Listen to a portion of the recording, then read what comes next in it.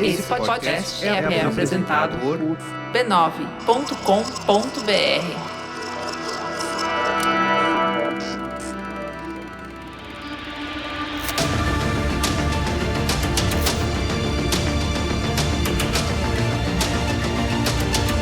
Olá, eu sou o Carlos Merigo, esse é o Cinemático 634, Bia Fiorotto, tudo bem?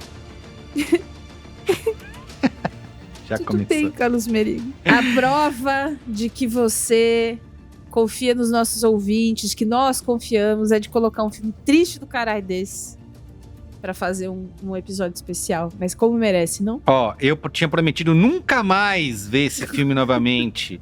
E o Tinha salgado a terra. Já, mas o Cinemático me obriga a coisas inimagináveis. Isso aí, estamos Cinemático Retrô aqui, aproveitando o relançamento de Túmulo dos Vagalumes nos cinemas.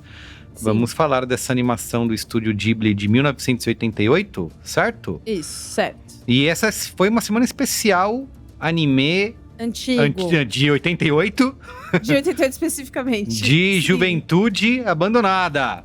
De juventude abandonada. E o que a animação pode fazer pra contar as histórias Isso aí, delas. tá bom? Então é isso. Tá bom. Vamos para o quê? Momento... Vamos no mais antes. Mas antes. Tô até desnorteado, Bia. Ó, siga a gente, @cinemáticopod, dê joinha, Por favor. dê like, se inscreva no canal. Tudo que você puder fazer É por isso. nós, retribua. Não estamos pedindo muita coisa, certo? Cara, definitivamente não é muita coisa. Olha, a Semana Retrô começou na terça-feira. Tem esse episódio hoje, mas a Semana Retrô do Cinemático termina só domingo, Carlos Merigo. Presencialmente. No Sky Hall Terrace Bar, onde você e eu Caramba, é faremos um verdade. mini cinemático retrô do filme Chef, de 2014. Muito bem. Você viu como Que são as coisas? Semana conectada, né? A gente sempre arruma um jeito. Você já percebeu isso? É. Sempre acontece durante as semanas, tem alguma conexão entre as pautas, entre Tem, as histórias. A gente sempre As mais arruma uma obscuras. dessas. E essa foi muito especial, porque nós estaremos no Sky Hall Terrace Bar aqui em São Paulo, no mesmo lugar que a gente faz a nossa festa do Oscar, para fazer um papo antes do filme Chef ser exibido nesse lugar maravilhoso. E aí você não vai só ver a gente, e você não vai só ver o filme, você vai comer um menu degustação criado pelo nosso amigo and dono do Sky Hall, Martin Casilli. Menu. Tá tudo incluso no ingresso, tá? Fique tranquilo.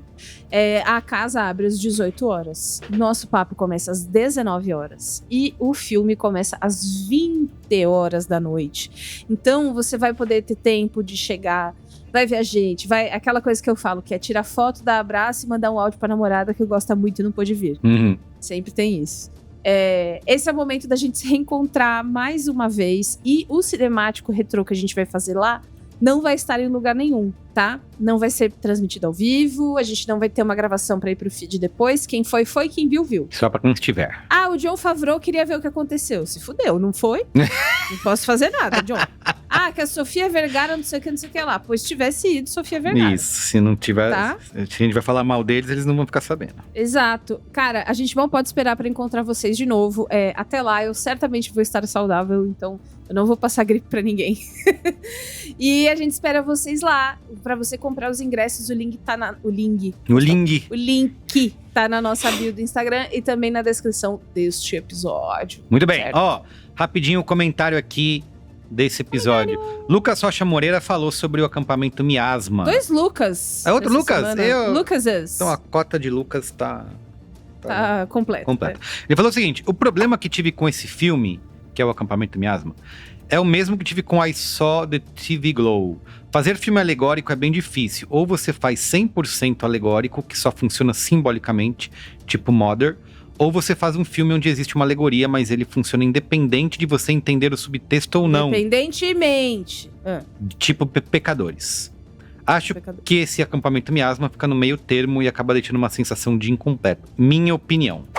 É isso aí. Lucas, sua opinião. Eu Isso. queria contar que eu fui ver pela segunda vez esse final de semana. Que é isso? Eu gostei muito, né? E aí o Caio não tinha visto também, fui só eu, então falei, ai, que pena, vou ter que ver 2 vezes. Gente, o filme só cresce, tá? Então, eu entendo, como é que é? eu te dou o respeito, você me dá o respeito. Mas eu acho que esse filme conversou muito comigo em muitas camadas e a segunda assistida, inclusive, acho que reforçou bastante a ideia de que você só vai aproveitar isso que tá acontecendo aqui na Terra se você se enxergar em primeiro lugar. Então...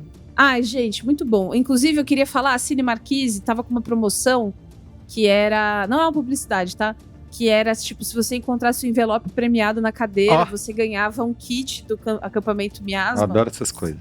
Eu não achei o envelope, mas eu queria o kit. Se alguém quiser me dar. Isso. Se não, também tudo bem. Eu não queria o kit, eu queria o publi aqui no Cinemático, tá? Cine Marquise, liga aí pra nós. Ah, eu amo vocês. Se vocês quiserem fazer o publi, eu deixo a bolsinha pra lá também. Eu compro Por minha mim, própria bolsinha. Tudo certo.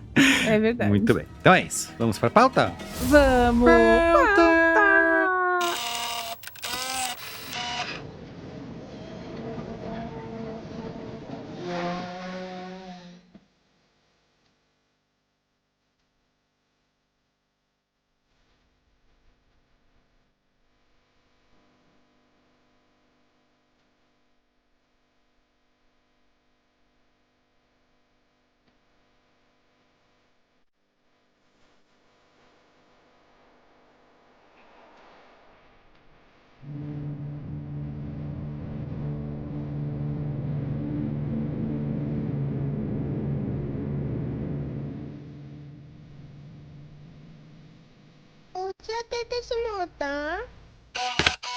Ai, que destreza, cara. Muito bem, Bia.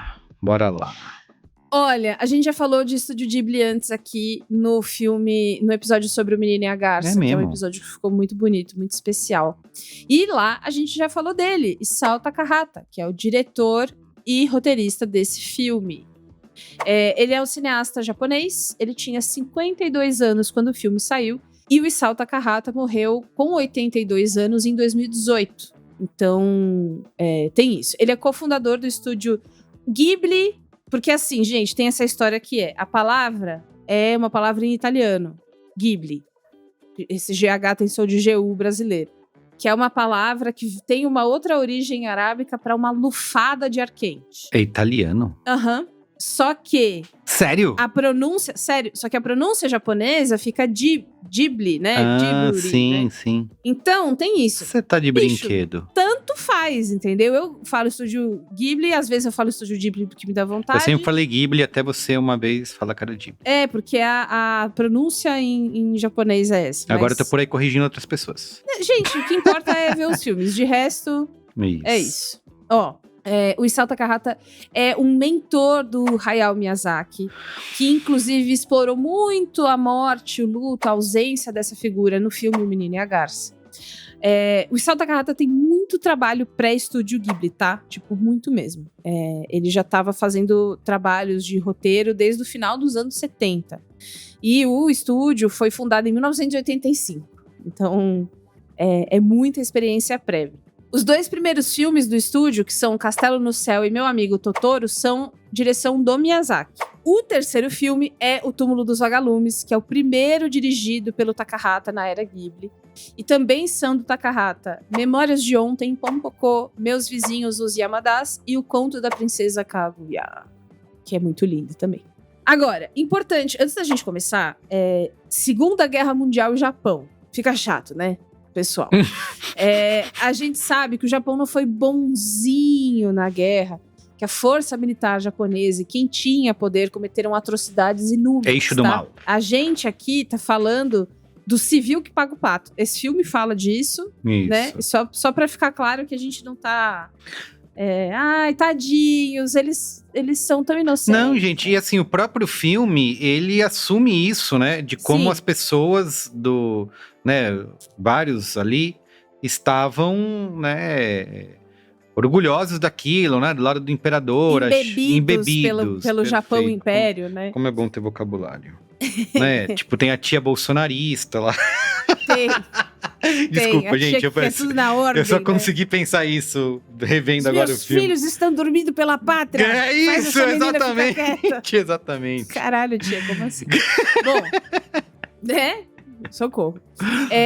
Seguindo, esse filme é baseado em um conto. um conto chamado Hotaru no Haka, que significa túmulo dos vagalumes mesmo. Ele foi publicado em 1967 e ele é do autor Akiyuki Nosaka, que é japonês, e escreveu se baseando nas próprias vivências. Queria falar uma coisa também. Agora, a parte do contexto, eu vou contar várias coisas que vão ser pra lá de tristes, tá? Não acho que seja, enfim, você faz o que você quiser com essa informação, mas é que agora vai ficar triste, tá bom? E assim, é bom você trazer isso, porque quando a gente vai falar de Túmulo dos Vagalumes, sempre fica essa disputa pelo qual o filme mais triste de todos os tempos. Tem mais do que isso, né, gente? É triste, é óbvio que é, mas tem muito mais por trás. É muito triste. Isso, tá? Mas é isso, O Akiyuki Nosaka faleceu em 2015, com 85 anos. Desde o lançamento dele, ele ganhou prêmios, ele foi reeditado como livro. Ele não tem versão brasileira, mas pela internet você vai encontrar traduções independentes em blog e tem até em PDF para baixar, mas não tem uma tradução oficial do Brasil. Acho que demorou de ter, né? Mas enfim. O Nosaka, ele foi um dos sobreviventes dos bombardeios de Kobe, que é uma cidade do Japão, e eles rolaram em 1945, no ano final da Segunda Guerra. Que é onde se passa o filme, né? Exatamente. E aí, por conta desse conto, que anos depois o Takahata foi ler, ele ficou desesperado e ele falou, cara, essa história é ótima, eu quero adaptar, eu quero animar essa história. O Takahata e o Nosaka deram uma entrevista em 1994 para a revista Animerica, Anime and Manga Monthly. Essa foi a época em que Túmulo dos Vagalumes foi para VHS, para home video, como a gente gosta de falar aqui. E aí o Ghibli Blog, feito por fãs, escaneou essa revista. Às vezes as coisas se perdem na internet, mas às vezes teve alguém que foi lá e preservou. Escaneou. Né? Olha quanto tempo foi não ouvir esse... Então eu fui... Tava em inglês já essa entrevista, né? Então eu não precisei usar tanto do Google Tradutor. Mas aqui a gente tem os dois comentando sobre essa história. Então, o Takahata disse que quis fazer o filme porque ele, quando leu o conto, ficou abismado com o comportamento do protagonista. Porque ele foi criado para aguentar. E ele lembra dos jovens sendo treinados e cobrados para aguentarem. Seja lá o que for. A guerra, a fome, o desaforo e tal. Mas o Seita era diferente. Ele não ficava calado. E aí, o Seita sendo o personagem principal, né? E o Nosaka concordou, falando que o protagonista é mimado demais pro padrão de uma criança que vive uma guerra. Mas que é essa qualidade resoluta que abre espaço pro que a gente vai ver. E aí ele abre aspas. Esse irmão vai cuidar dessa irmã, mesmo que para isso ele precise fazer do mundo inteiro seu inimigo. Ele inclusive fala sobre como no livro existe uma mistura de papéis entre eles, que às vezes são irmãos, às vezes são meio pai e mãe um do outro, o único apoio que o outro tem, essas barreiras às vezes vão ficando meio borradas. Nesse mesmo papo, o autor diz que, ao longo dos anos, muitos diretores quiseram adaptar esse conto, mas ele ficava receoso. Porque precisava ser um jovem desnutrido no papel. Mas como é que vai fazer para ter um jovem tão magro assim? Não pode, né? Um ator jovem não pode fazer esse nível de modificação corporal para fazer uma coisa, um papel sem que isso seja... Não é saudável, né? Isso, o Ibama das crianças jamais permitiria. O Ibama das crianças não deixa. Poderia até ser um adulto que seguisse uma dieta especial, mas aí ia ter que suspender a descrença, não ia ter cara de criança, enfim, ele não queria. Mas aí o Takahata veio com a melhor opção, a animação. O Takahata, inclusive, contou que foi bem difícil animar o protagonista, porque meninos de 14 anos são blasé, não quer saber de nada, não gosta de nada, não sei. Só que a animação tem muito de exagero, que o sorriso quando sorri é o mais feliz, o choro quando chora é o mais triste. E ele precisava manter o Seita o mais fiel possível para um jovem. Nessa entrevista, o Nosaka detalha a própria experiência e eu acho que ele fala de coisas que nos ajudam a interpretar e pensar nessa história com ainda mais dimensão sobre a guerra e sobre a experiência dele, tá? Então, dá a mãozinha para mim, vamos comigo ficar um pouco tristes, porém reflexivos. O Nosaka conta que perdeu muito rapidamente a mãe, o pai adotivo, uma de suas irmãs. Aí ele foi adotado por uma tia, mas ela se feriu gravemente durante os bombardeios, até que ele se viu sozinho com a Keiko, que é a sua irmã adotiva mais nova, com um pouco mais de 1 ano, e ele tinha 14. Ele fala, no entanto, que esse livro, que esse conto, é um pedido de desculpa, porque ele não tratava a Keiko com tanto esmero quanto o personagem trata no livro. Uhum. Ele tinha momentos de raiva por pensar que ele poderia, por exemplo, se proteger melhor se não fosse por ela. Que ele poderia dormir e descansar melhor se não fosse ela chorando à noite. Mas que ele também roubou e vendeu o que tinha por causa dela, para cuidar dela. Só que também se via dividido entre comer e dar de comer a ela. E aí ele conta que várias vezes ele escolheu comer para sobreviver, mas sofrer a dor da culpa de não ter dado comida para ela. E tudo culmina porque ela morreu de desnutrição sob os cuidados dele. O dia em que ela morreu foi o dia em que a luz voltou no vilarejo onde ele tinha se estabelecido. E ele conta que ele tinha voltado zonzo depois de descobrir da morte da irmã, e ele viu tudo se acender. E aquilo significava paz, mas era mais complexo do que isso. E aqui ele abre aspas. Eu estava morando onde tinha luz, e eu sentia que poderia viver no escuro para sempre. Eu fiz muitas coisas ruins que talvez fossem justificadas pela escuridão. Mas a luz tinha voltado e a vida normal também. E eu ficava confuso, me perguntando como um menino de 14 anos que tinha vivido aquilo poderia viver uma vida normal. Ele ainda diz que é horrível como se misturava o sentimento de alívio por ele não precisar cuidar mais dela, mas o horror de ter perdido ela. Por essas e outras, ele jamais releu o conto, mas o Takahata ajudou o autor a criar um novo final para essa história. Ele traduziu isso nas cores, inclusive no trabalho do Michiya Hoda, que inclusive fez os contornos dos personagens, eles não são pretos, eles são marrom. Para que ficasse mais suave a imagem, para que a gente pudesse acessar isso de uma forma com menos contraste. E aí o Nosaka, em certa altura da entrevista, pergunta: Seita e Setsuko se divertem? E o Takahata diz: sim, e é isso que eu quero fazer nessa animação. Eles não estavam apenas passando por esses dias densos, eles estavam aproveitando esses dias. Eu vou falar o quê? É foda, né? Vou falar foda, o quê? Ai, meu Deus do céu. O que você falou? Karaokê? É isso, isso, exato. Não, eles estavam... o que ele quer dizer é não, isso. eu falei, vou falar o quê? Vou falar o quê? Eu entendi karaokê. Isso, vamos cantar agora. Eu vou falar de repente. Já sei, quê? Musical do Número dos Vagalumes. Nossa senhora, gente. É isso, quando você vê que não é só um desenho, né, gente? Não é só a animação na tela. Inclusive tem uma concepção muito errada, né? Que a animação é um gênero em si. Não é, né, pessoal? A animação é um meio, né? Pode ser uma animação de drama, animação de comédia, isso, animação infantil, animação, né? É isso. Ai, vamos lá. Sinopse.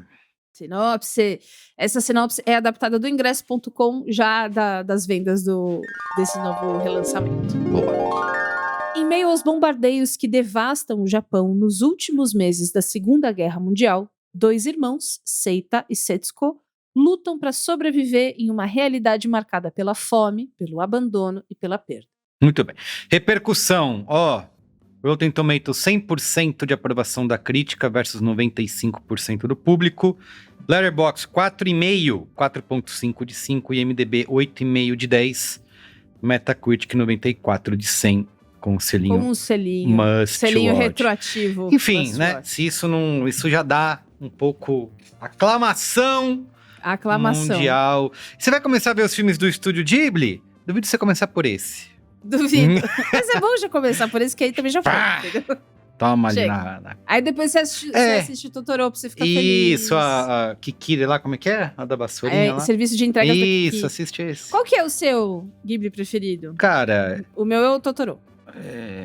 Eu acho que é não sei, ou o Castelo Animado... ou Pônio, mas assim, o mais marcante pra mim é o Túmulo dos Vagalumes.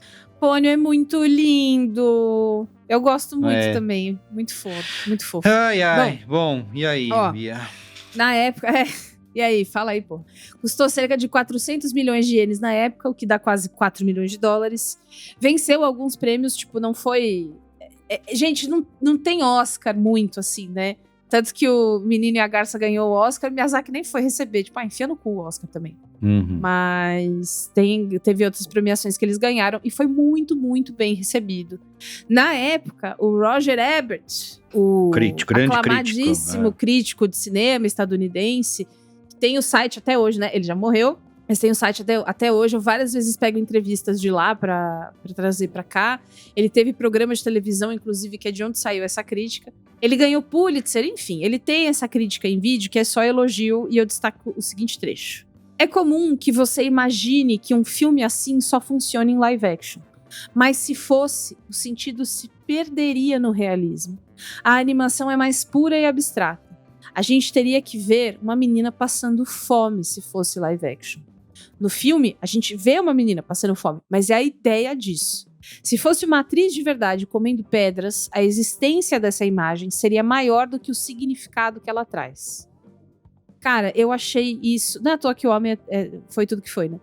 Eu achei isso muito, muito, muito... Acho que traduz muito bem essa coisa que a gente fala que a gente falou no episódio passado, enfim, mas é porque eu já tinha lido isso. E é uma sensação de animação que eu nunca soube pôr em palavras, mas ele põe muito bem, né? Uhum. Como a mídia... Não é uma mídia, né? Mas o meio que você escolhe contar a história, quando você escolhe animação, existem esses benefícios que esse tipo de arte traz que ajudam você a construir um outro significado, né? E tem o lance de que eles gravaram as vozes antes, né? E depois animaram para poder dar uma fluidez nas falas. Pra sincronização da boca e das falas. A Akira também tem essa história. Bom, tá na lista de 300 melhores filmes de todos os tempos lá do Rotten Tomatoes. Vive pipocando em lista, relançamento, lista de melhores filmes de guerra, enfim. E, gente, quem não puder ir no cinema, está na Netflix, tá? Então... Tá, né? A Netflix tá com vários Ghiblis faz um tempo, né? Isso, tá lá. Então dá pra fazer uma maratona. Lembrando que o Estúdio Ghibli emendou, depois de Túmulo dos Vagalumes, serviço de entregas da Kiki. Que, assim... É bom para... É só sucesso atrás de sucesso. Limpar o palato. E aí dá até pra dar uma choradinha em Kiki, mas definitivamente não é igual. Jeito. Assim, isso é uma coisa que quando eu vi o filme pela primeira vez, eu já tinha filhos, né? Isso muda completamente a maneira como você assiste um filme desse. E eu tive uma ótima ideia, meus filhos estavam viajando, eles não estavam em casa. Eu estava sozinho. E aí eu resolvi, deixa eu assistir esse aqui, que todo mundo fala, né? Tão bem. Nunca vi. Filmes que eu sempre enrolei pra ver e nunca vi. Caraca, velho, quando o filme terminou, eu falei, puta merda, meu. Eu preciso, vontade de sair correndo atrás deles, abraçar e nunca mais soltar. E aí eu tinha prometido nunca mais rever. Eu falei, não, cara, não tem como. Isso aqui, obra-prima, mas jamais quero passar perto disso. Mas aí eu assisti outras 2 vezes, né? Assisti de novo e assisti agora pra gente gravar. E eu acho muito bom, porque se você já sabe... Eu não acho que o filme, por exemplo, que muita gente acusa de ser manipulador, né? Cara, ele já dá na primeira... Manipulador? Por quê? Porque vai fazer 2 crianças sofrer, vai fazer você chorar escuta, mas criança sofre também, né? Só que assim, o filme, na primeira cena, ele já dá a letra. Ele já fala, é isso aqui que vai acontecer, você já tá ligado. Então, né, não fica de palhaçada. A gente não tá segurando misterinho pra... Não, você já sabe que vai dar merda. E quando você reassiste, você passar do impacto inicial, você vai começar a entender, né, o que tá para além dessa, como eu falei, da disputa do filme mais triste do mundo. Que é como o filme vai distribuir responsabilidade, né? A gente acabou de falar de Akira, né, da sociedade quebrada e tal, e de como aqui ele vai dividir a responsabilidade entre várias pessoas, né? Entre vários entes que deveriam se responsabilizar e não se responsabilizam, né? Não fazem nada. Então, não tem uma conta moral confortável, né? De você poder botar a culpa numa pessoa única pelo que aconteceu, quais decisões poderiam ser tomadas. É um empilhamento de coisas, de decisões que vão culminar naquilo, que todo mundo fala, putz, é o filme anti-guerra, né? Sim, tá lá, mas eu acho que vai para além da guerra. A guerra vai criar o conflito, vai criar fome, vai destruir a família. Só que o que acontece de pior é o que a guerra vai acarretar nos adultos que vão aceitar que 2 crianças sejam tratadas como peso, né? A própria personagem da tia bolsonarista lá, que é isso, você escolher entre conviver, ficar com a tia bolsonarista e tentar sobreviver, né, naquele ambiente, ou tentar ser humilhado todos os dias, né? Porque lá você tem teto. Isso, mas E alguém preparando a comida pra você. que não necessariamente vai te dar, você vai ser humilhado todo dia, né? Isso, Por conta da sua comida.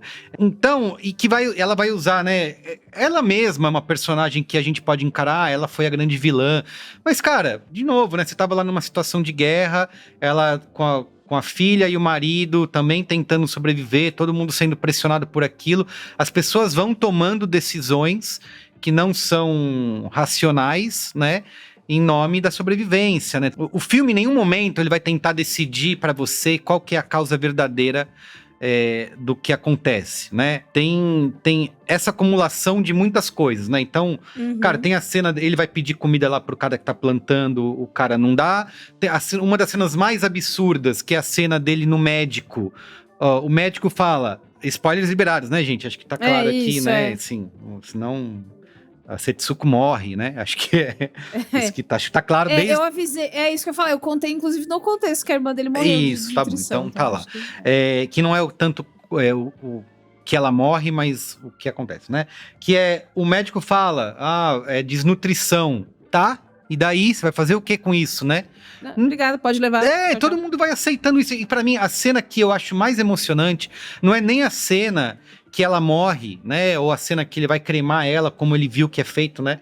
Com os corpos. Que vontade de morrer. É a cena que ele chora, cara, quando ele vê, tipo, um menino de 14 anos, né? Tipo, a idade do meu filho tendo que criar a irmã, imagina? E ele vê que com tudo que ele tá fazendo, que ele apanhou lá do fazendeiro, né? Foi levado pra delegacia. Então, essa cena, quando ele vê, cara, que não tem... que ele não tem como fazer, né? E a irmã pergunta pra ele, tá doendo alguma coisa? Puta, meu, se fuder. Eu já comecei a chorar já.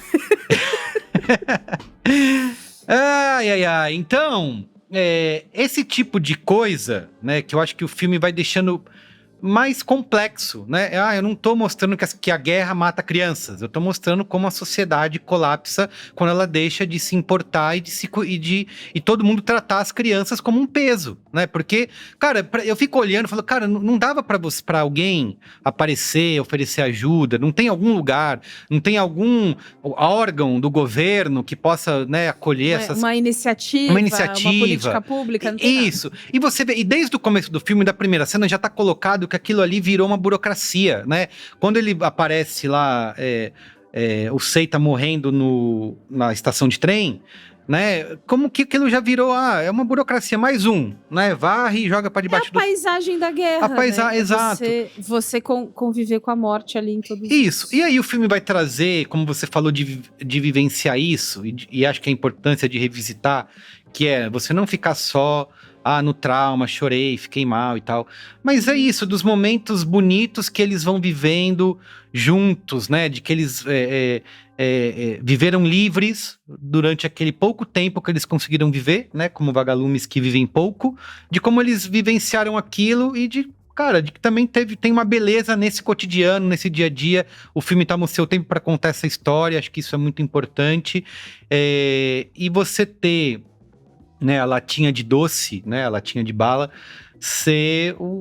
conter o filme inteiro dentro dela, né, porque começar, né, mostrar aqueles momentos de doçura, virou a urna funerária lá da menina, e eles terminam olhando pra Kobe nos dias de hoje, né, no futuro, digamos assim, de como a cidade se reconstruiu, em cima deles, né, em cima do túmulo dos vagalumes, né, então de tudo que a gente teve como sociedade, tudo que a gente tem como sociedade, que passar por cima, deixar pra trás e esquecer pra se reconstruir em cima dessas tragédias. Então, tá tudo lá. Não é só o filme que vai te fazer chorar, né? Não, tá tudo lá. É um bom jeito de colocar isso, porque tem uma... Olha, eu tava morrendo de medo, tá? Ai, meu Deus. Quando eu era adolescente. Fiquei com medo de ser muito horroroso de novo. E não foi, tá? Assistir a segunda vez Boa. também ajuda. Que você lembra o que aconteceu, então você fica mais calmo. Isso, você Já fica mais sabe que calmo. vai ser ruim. Cara, a primeira vez disso aí é traumatizante. Eu fico... Batismo, né? É batismo. Eu Primeira ficava, vez é caralho, batismo. não, meu Deus do céu, que isso? Você não vai fazer isso. E faz. Mas assim, eu fico pensando, né? Como é bom que existam a arte, né, menina? Como a gente fala, como é bom que existam filmes que também são assim, que também eles não vão te dar sossego, né? Porque não existe um alento depois da guerra, assim, né? Existe a guerra e existe você empilhar uma outra coisa assim. Tanto que acontece depois que a guerra termina, né? As consequências continuam. Terminou a guerra, gente, tudo certo, tá? Mas olha aqui como tá. Agora todo mundo, vida normal. É isso. Vai pra casa que amanhã tem escola. Boa. Então, não existe. E a gente lida com isso dessa forma, é muito perto do que aconteceu agora, que é a pandemia. A gente vive uma coisa profundamente traumática, as pessoas perdem familiares dos piores jeitos possíveis. Não só aqui no Brasil, mas em vários outros países. Governo federal, política pública, abandonando as pessoas morrendo sem ar, a gente vendo na televisão, sem poder ver as pessoas lá. Reabriu? Ah, não, gente, vida normal. Cada um por si. Como é que a gente não vai falar disso? Como é que a gente não vai lidar com isso? Porque é difícil, é muito difícil. A cascata de endurecimento do Túmulo dos Vagalumes vem de uma coisa... Que é isso que você falou, né? As pessoas não são malvadas, né? Malvadas fazendo malvadezes. Isso. Elas mesmas se endureceram pela necessidade que elas enxergaram de, cara, se eu for sentir tudo isso, eu vou morrer. Sim. Então... Tanto que a tia, quando eles vão viver. embora, ela fica meio descrente. Ela falou, pô, mas vocês vão? Pra onde vocês vão, né? Ela não é uma pessoa ruim, tá? Não saiam daqui, né? Não, mas é que é o que é, né? Inclusive, quando a gente fala sobre uma geração criada pra aguentar, eu já ouvi muitas vezes de pessoas próximas a mim que são mais velhas, acontece algo de ruim na vida delas e elas vão te contar e elas falam assim, bom, mas é a vida, né? Ou você reclama de alguma coisa, o pessoal, bom, mas isso é ser adulto, aí é a vida, né? E assim, sim, é a vida, é verdade, mas não significa que a gente não possa abrir e tal. Então eu acho que também tem esse lance geracional que fala muito nesse filme. Pra mim, depois de ler, eu li essa entrevista antes de rever o filme. Porque eu tava adiantando a pauta e eu achei essa entrevista muito interessante, eu li ela inteira. Eu acho que tem um efeito do fim da rua de você, no pós-créditos, ver que o filme foi pro pai. Sim. Entendeu? Uhum. Porque saber que existe esse livro, esse conto e esse filme, também porque a vida real não deu conta do que ele gostaria de ter feito, porque não tinha como. Não tem como. Não tem como nunca. Me deixa muito emocionada e eu acho que também diz como a gente pode lidar com as coisas depois que elas terminam, sabe? Você não precisa... É isso, ele viveu um trauma muito profundo que deve ter repercussões pra sempre na vida dele. Sim. Mas ele pegou isso e ele transformou isso numa outra coisa, em uma realidade que pode existir, em que as coisas aconteceram do mesmo jeito, né? Ela morreu, mas ele pôde lidar de um jeito diferente. Ele pôde criar pra ela e pra ele dias em que eles brilharam, né? Então, uma cena que me emociona muito, você falou lá dela perguntando se tá doendo, né? E a do hospital. Pra mim é foda no final do filme quando a gente vê a vidinha dela. Quando ele saía pra fazer as coisas dele, pra conseguir comida, pra fazer não sei o que lá, ela ficava lá. Continuava brincando. Fazendo as coisas, e aí ela varria com o galho, e ela brincava, e ela andando. É muito pequeno, ela é muito pequena, né? E aí é foda, porque a atriz que dubla ela é foda. É muito pitica. É pessoa. Eu acho que humaniza muito, porque o bebê, né? Ela tem 4 anos no filme, mas é bebê, né? Sim, assim, ela não tem controle, né? Quando ela tá chorando lá e todo mundo fica bravo. Cara, é isso, ela é uma criança. Ela é bebê. Bebê, exatamente. E aí, as pessoas humanizam muito pouco. A gente tava falando, né, de criança, de jovem ser tratado como peso. Isso acontece agora. Isso acontece. Restaurante que não quer que criança entre. Uhum. Casamento child free, né? Nossa, tem isso? O quê? Inclusive com esses termos, porque existe uma ideia de que As pessoas não querem criança chorando, criança correndo, atrapalhando. E o cachorro no carrinho de bebê no shopping. E o cachorro Tá bom. E o Lhasa Apso no carrinho de bebê, mas elas já são vistas por serem seres, enfim, né? Todos nós já fomos. Talvez um lembre mais, o outro menos, mas é isso, é confuso, é difícil, você não sabe o que tá acontecendo. Você não tem léxico, você chora porque você não tem o que fazer. E o adulto precisa te interpretar. Então, isso já é uma questão social hoje difícil. Calcule na guerra, né? Eu fico muito emocionada, e eu nunca tinha lido essa entrevista, e agora eu acho que pra sempre vai fazer parte do que eu acho desse filme, que é a ideia de que eu juro que eu queria ter feito. Eu não fiz porque eu queria te maltratar, né? E aí, quando você coloca no filme cenas tipo... ele bota água na latinha de bala pra chacoalhar, pra ela ter só o gostinho. Um docinho a mais. Esse docinho que vai ajudando, né? Que ajuda a adoçar o momento. Ou quando ele fala que eles vão brincar na praia... Pô, essa cena da praia, eles não podiam viver aquilo pra sempre, né? Seria bom, seria ótimo, mas aí não ia ter filme, né? Tá bom, foda-se, não tem filme também. Mas Isso, acabou, gente, é tá isso. Aí, liga, ninguém liga. Mas eu acho que a cena da praia, ela existe pra gente ver depois ele falando, você precisa melhorar pra gente ir à praia de novo. Essa esperança num futuro de alguma coisa que deveria, talvez, quem sabe, voltar ao normal. Mas todo mundo sabe lá no fundo de que nunca mais nada será como antes. E todas as vezes que a gente passa por isso, nada nunca mais será como antes. Mas, falando do filme em si, eu acho ele muito simples. E aí eu fiquei lembrando disso e falei assim, cara, esse filme é muito objetivo, né? Não tem um momento de uma enrolação, de uma barrigona, assim, no filme. Ele tem cenas que vão falar sobre...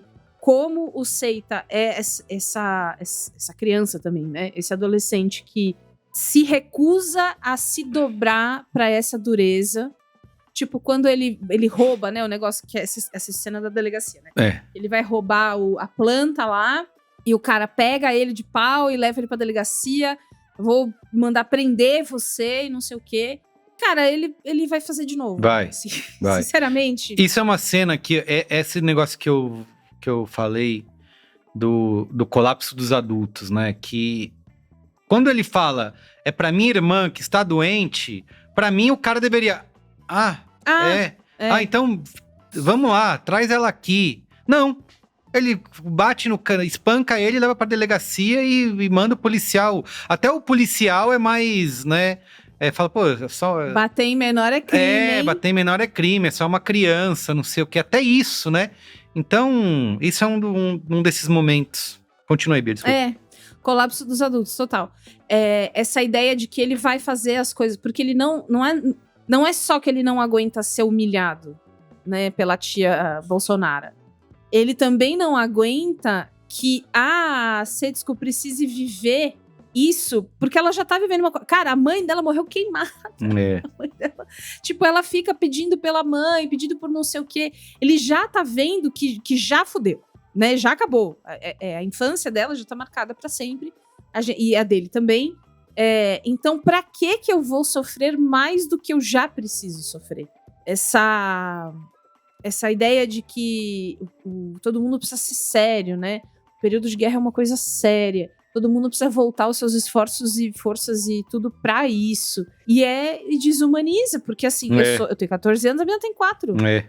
Como é que eu vou ser sempre sério? Como é que eu não vou tocar o piano lá, cala a boca, o barulho, não sei o quê? Precisa existir alguma coisa? A Juliana Valauer, sua excelentíssima, me falou uma coisa muitos e muitos e muitos anos atrás. E eu nunca esqueci, e eu penso nisso com frequência, que é... Pra você fazer as coisas, pra você lutar, pra você enfrentar o que é difícil, o que é doloroso, o que é triste, você precisa de combustível. Pra fazer o carrinho andar. Se você ficar só no seco, só no que é difícil, só no que... Você não anda. Não tem combustível, não tem o que fazer. Que passa a se tornar uma coisa que você tá lutando pelo quê? Exatamente. Se você só vive o que é difícil, arenoso, complicado, mórbido e tal, você vai lutar por um futuro ruim ou algo hipotético que você não sabe, que você não vive. A paixão de você lutar por alguma coisa, ou pelo menos sobreviver a um período, você não precisa nem lutar, né? Assim, tipo, ativismo. Você pode só lutar consigo mesmo pra sobreviver a um período e chegar do outro lado, você precisa saber e ter paixão por aquilo que você vai chegar do outro lado, pra você acreditar. Uhum. Então, quando existe esse movimento dele, de assim, não, cara, mas assim também não vai dar. Ó, a gente vai morar nesse buraco aqui, é ótimo, tem teto, é o suficiente. E ele encontra nessas coisas e nela essa vontade de fazer coisas diferentes. A história da praia, a história da água na balinha, É os isso. vagalumes em si. O enterro dos vagalumes eu acho que é uma das cenas mais importantes, né? Porque ele vai unir aí a beleza disso, né? Essa liberdade, que assim, muita gente deve olhar e encara como imprudência, né? Fala, olha só, que moleque, olha o que ele fez. Mas, puta, mais imprudente do que os outros também Pois ele é, não é, né? Pois é. Mas ele tá vivendo a liberdade ali, cara, por curto período de tempo, mas tá. E então une essa beleza, a morte e o momento que revela que a Setsuko sabe que a mãe morreu, né? Então, fora o lance todo da vala coletiva, bem coisa né? de criança, que é uma hora a criança solta um negócio que você fica, como é que você viu isso? Sim. Que isso? Você tá me tratando que nem idiota, mas... E você toma um susto, porque a criança ou ouviu algum adulto, ficou sabendo, fala uma palavra que não devia falar, ou sabe de alguma coisa que você acha que ela não deveria saber e ela fala. E aí, gente, quem já conviveu com criança pequena sabe que isso é até meio comum, assim, que você toma esses... Meu Deus, como assim? E ela fala isso dessa forma, e eu fiquei muito... Eu não lembrava do que acontecia nessa cena, enfim, eu tinha esquecido, ela já talvez o meu cérebro tenha reprimido. Que é esse choro dele, que é um misto de horror de que ela tenha descoberto isso, não por ele, mas um pouco de alívio que ela já sabe. E é horrível de qualquer forma, então... Essas sensações complexas, que a gente sabe que são ainda mais complexas pelo relato do próprio autor, elas ficam ali e eu acho que elas mostram o tanto que é difícil e não tem certo e errado. Porra, saiu da casa da tia que tinha adultos responsáveis pra se enfiar nesse buraco aí? Mais ou menos, né?